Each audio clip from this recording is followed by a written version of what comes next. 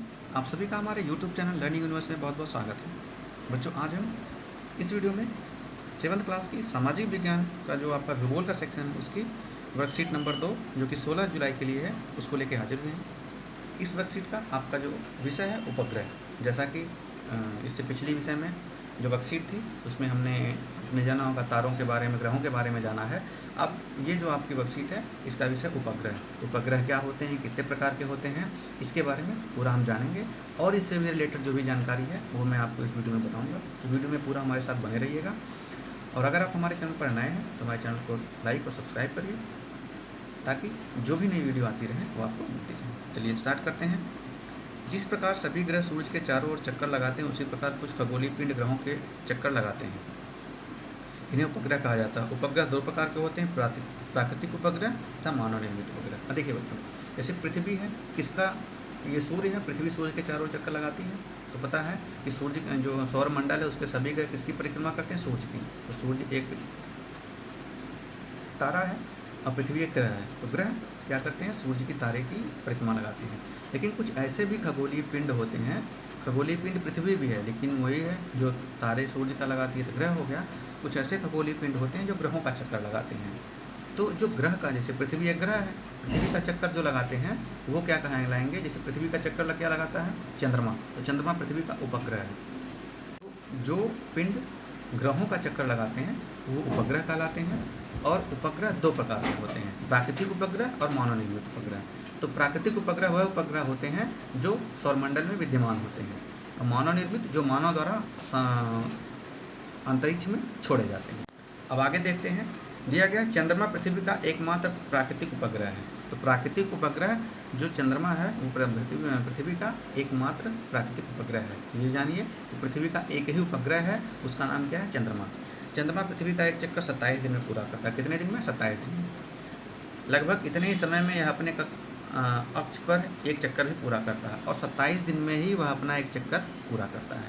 इसके परिणाम स्वरूप पृथ्वी से हमें चंद्रमा का केवल एक ही भाग दिखाई पड़ता है। और यही कारण है कि जो पृथ्वी से आप अक्सर देखते होंगे कि चंद्रमा का हमें एक ही भाग दिखाई देता है। क्यों? क्योंकि 27 दिन में वो अपने अक्ष पर एक चक्कर पूरा करता है और 27 दिन में ही पृथ्वी का।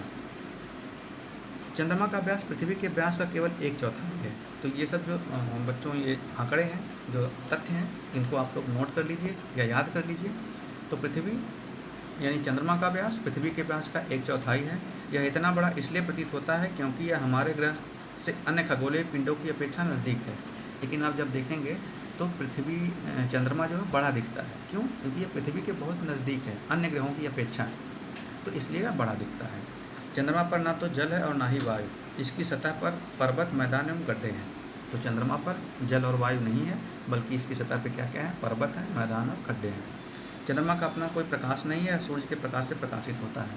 तो आपको पता है चंद्रमा का कोई प्रकाश का स्रोत नहीं है। तो प्रकाश का स्रोत क्या है, तारा यानी सूर्य, क्योंकि सौरमंडल के ग्रह का ही उपग्रह है। तो सूर्य से ही चंद्रमा प्रकाशित होता है। अब आगे चलते हैं।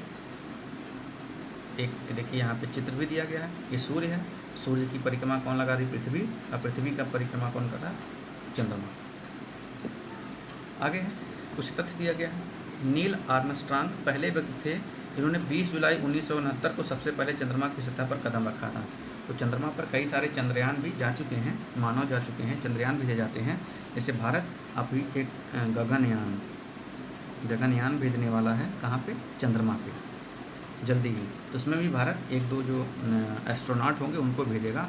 तो ऐसे ही नील आर्मस्ट्रांग पहले व्यक्ति थे जो 1969 में ही चंद्रमा पर चले गए थे। पहली बार इन्होंने चंद्रमा पर कदम रखा था। चंद्रमा के बारे में अधिक जानकारी प्राप्त करने के विभिन्न देशों के द्वारा कई प्रयास किए गए। भारत की ओर से 2008 में चंद्रयान तथा 2019 में चंद्रयान सेकंड चंद्रमा पर भेजे गए थे। भारत भी चंद्रमा पर कई सारे यान भेज चुका है। 2008 में चंद्रयान प्रथम और 2019 में चंद्रयान द्वितीय, और आगे 2021 लास्ट या 22 तक गगनयान भेजने की तैयारी में है। अब देखिए बच्चों, आपको क्या है, आप अक्सर देखते होंगे कि एक महीने में एक बार चंद्रमा पूरा दिखाई देता है, इसे पूर्णिमा बोलते हैं, और एक बार एकदम काली रात होती, अमावस्या, मतलब चंद्रमा बहुत पतला दिखाई देता है, दिखाई नहीं देता है। क्यों? तो ये जब पूरा दिखाई देता है तो उस रात को पूर्णिमा बोलते हैं, और जब एकदम अंधेरी रात होती है तो उसे क्या बोलते हैं? अमावस्या बोलते हैं। आपके अनुभव किया होगा कि चंद्रमा अलग अलग समय पर अलग अलग आकार तथा अलग अलग स्थितियों में दिखाई पड़ता है। जिस रात आकाश में पूरा चंद्रमा दिखाई देता है उसे पूर्ण चंद्रमा वाली रात यानी पूर्णिमा होती है। आकाश में जिस रात चंद्रमा दिखाई नहीं देता वह नए चंद्रमा की रात यानी अमावस्या होती है। अब देखिए क्या है कि आपको क्या करना है, दिए हुए स्थान में रात के आकाश में चंद्रमा की विभिन्न कलाओं रूपों का चित्र बनाइए। अब बच्चों आपको क्या करना है कि पूर्णिमा का चाँद, आज की रात का चाँद, अमावस्या का चाँद, तो आप जिसे आसमान में देखते होंगे तो आपको क्या करना है, यहाँ पे चित्र बनाना है। जैसे पूर्णिमा में पूरा चाँद होता है, पूरे चाँद का आप आज की जो रात है, अगर आप आज कल जो भी आपने चाँद देखा होगा तो उस हिसाब से बना देना है। जैसे ऐसे कभी कभी मिलता है चाँद आपको, है अमावस्या की रात में मिलता ही नहीं है, एकदम बहुत पतला ऐसे रहेगा, बस समझ नहीं, तो वो आप बना देना।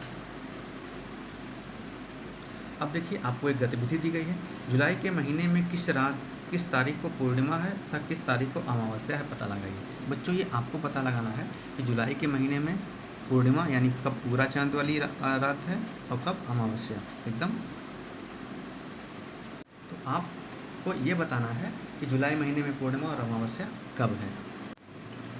तो अगर आपको ये हिंट दे दें, 10 जुलाई को आपका क्या है, वो अमावस्या होगी और 24 को पूर्णिमा। आप लिख लीजिएगा, नहीं तो आप भी इसे खोज सकते हैं पंचांग के हिसाब से, तो उसमें पूर्णिमा और अमावस्या कब होगी। अब देखते हैं, अब तक तो हमने प्राकृतिक उपग्रह के बारे में जाना, अब हम जानते हैं मानव निर्मित उपग्रह। तो मानव निर्मित उपग्रह यानी ऐसे उपग्रह जो मानव निर्मित करके भेजता है। तो आपको पता है इंसान ने बहुत ज़्यादा प्रगति कर ली है और बहुत सारे जैसे उपग्रह देखिए, जैसे भारत का पहला उपग्रह क्या था, आर्यभट्ट।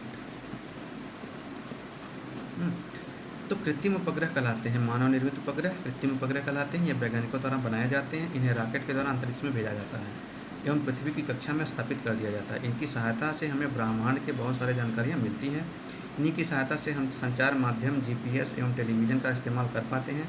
अंतरिक्ष में उपस्थित कुछ भारतीय उपग्रह हैं, इनसेट है, IRS है और EDUSAT इत्यादि। अब देखिए बच्चों, वैज्ञानिक बहुत सारे ऐसे क्या करते हैं कि अंतरिक्ष वो उपग्रह हैं, इनको अंतरिक्ष में भेज के पृथ्वी की कक्षा में स्थापित करते हैं। यानी वो जैसे ये पृथ्वी है, पृथ्वी के चारों ओर चक्कर लगाते हैं और इन्हीं की सहायता से हमें बहुत सारी सूचनाएं मिलती हैं। जैसे मोबाइल से आप बात करते हैं तो मोबाइल से कि आगे जो ट्रांसमिशन होता है वो उपग्रह से होता है। GPS आप प्रयोग करते हैं या आप जो TV देखते हैं, ये सब का जो कनेक्शन होता है, जो इनमें जो बैंडविड्थ होती है वो उपग्रह से अटैच होती है, तो उपग्रह के थ्रू ही आती है।